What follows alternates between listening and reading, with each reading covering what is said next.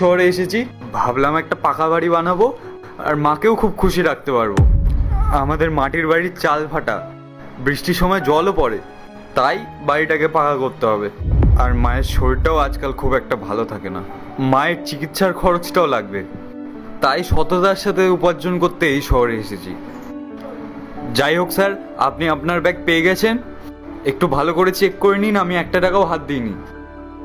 আসি এবার, আমাকে এবার কাজের সন্ধানও করতে হবে। দাঁড়াও ভাই, 1 মিনিট। ওর হয়ে আমি তোমার কাছে ক্ষমা চেয়ে নিচ্ছি। আসলে এই শহরে অনেকেই তো এরকম বিরক্ত করতে আসে টাকা চাওয়ার জন্য, তাই ও হয়তো ভেবেছিল যে তুমি এমন কিছুর জন্যই এসেছো, কিন্তু আমি তার জন্য ক্ষমা চেয়ে নিচ্ছি ভাই। সত্যি ভাই, তোমার মতন সৎ মানুষ পাওয়া আজকের দিনে খুবই ভাগ্যের ব্যাপার।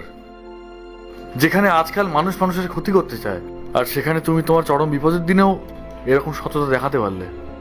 আচ্ছা, তুমি কেমন কাজ খুঁজছো ভাই?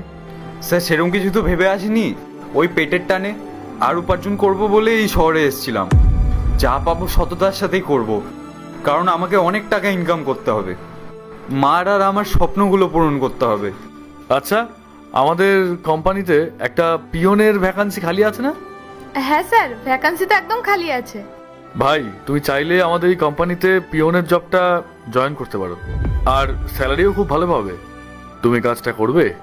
হ্যাঁ স্যার, আমি অবশ্যই করব, এর থেকে ভালো সুযোগ আর কি হতে পারে, আমি একদম রাজি আছি। ঠিক আছে, তুমি এই কার্ডটা রাখো, এটা তোমার এন্ট্রি পাস হিসেবে কাজে লাগবে। কাল ঠিক সকাল 10টার মধ্যে আমার অফিসে চলে আসবে, কেমন? ঠিক আছে স্যার, আমি সময় মতো পৌঁছে যাবো কালকে। জানেন স্যার, সবাই একটা কথা বলে, কারোর সাথে ভালো করলে শেষ পর্যন্ত নিজের সাথেও ভালো হয়।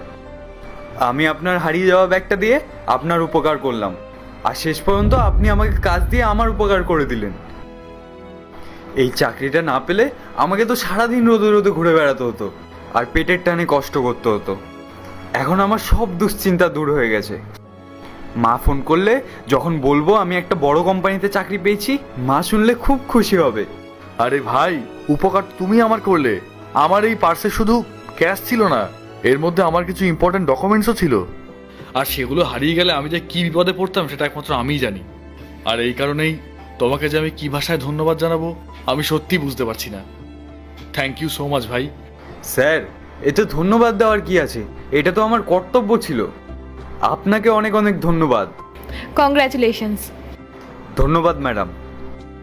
চলুন স্যার, আমাদের দেরি হয়ে যাচ্ছে।